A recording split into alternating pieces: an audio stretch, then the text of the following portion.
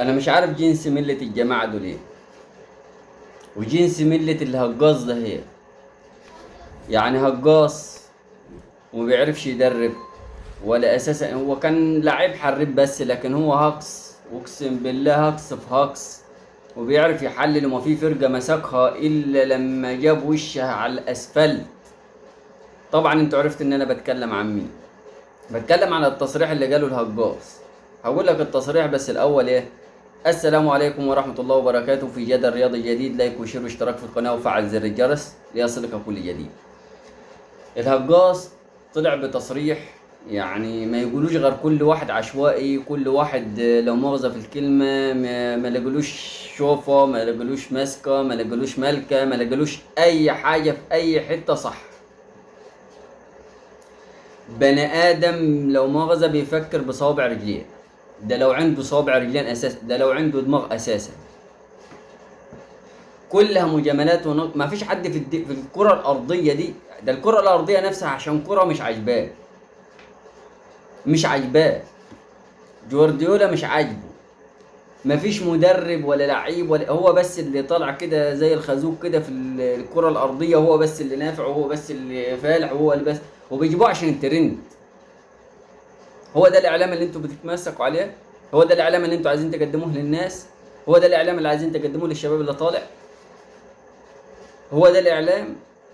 انك تطلع بس تقلل من انجازات النادي الاهلي، وتقلل من النادي الاهلي عشان خاطر انك انت تتشاف، عشان خاطر انك انت اساسا مش بتتشاف غير بالشتيمه بتاعت النادي الاهلي، بتاعت جماهير النادي الاهلي.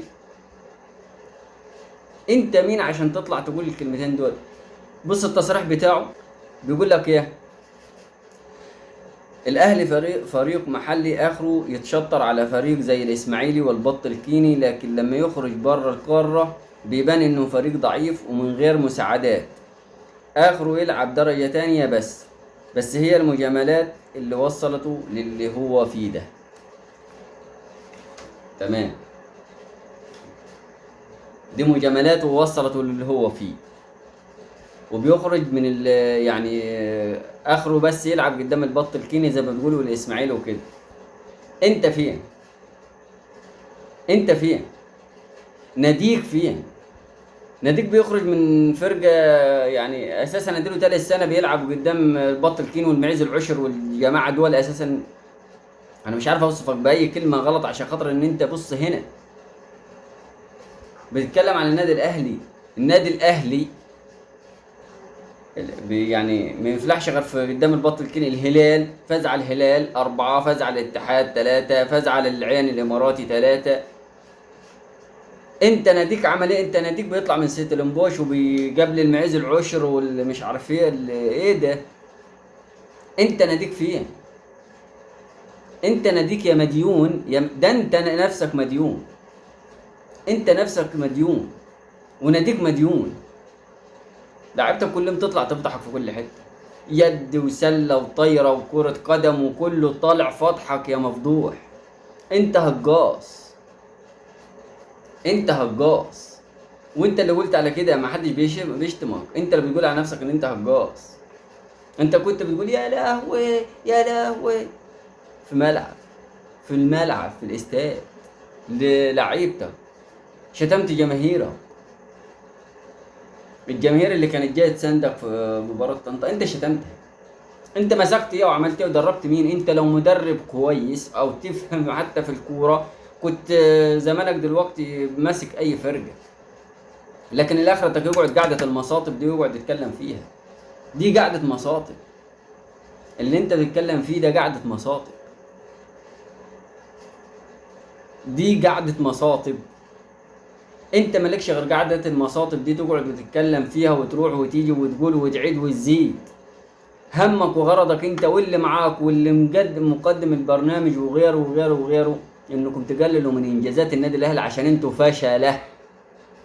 فشله. كلمه فشله دي انتوا فشله. برامج فاشله. اعلام فاشل. انت فاشل. ناديك فاشل. انديه منظومه كامله فاشله من الوزير للغفير تحت فاشلين يا فشله. منظومه رياضيه فاشله كامله ما فيهاش غير النادي الاهلي، وعايزين تفشلوه زيكم عشان يكون زيكم. بدل ما تبصوا انكم انتوا تكونوا زيه، لا احنا نفضل نكسر في مجاديف، ووزير يقعد يقول مش عارف الثمان سنين. يعني هو افرض الخطيب مشى، افرض الخطيب مشى، في 50 مليون واحد اساسا يمسكوا مكان الخطيب وهيكون انجح برضه، لان اساس النادي ناجح، لكن اساسكم انتوا فاشل، فشله، اساسكم فشله. وده اخرتك معايا اساسا، يا فاشل يا هجاص. دمتم في امان الله. السلام عليكم.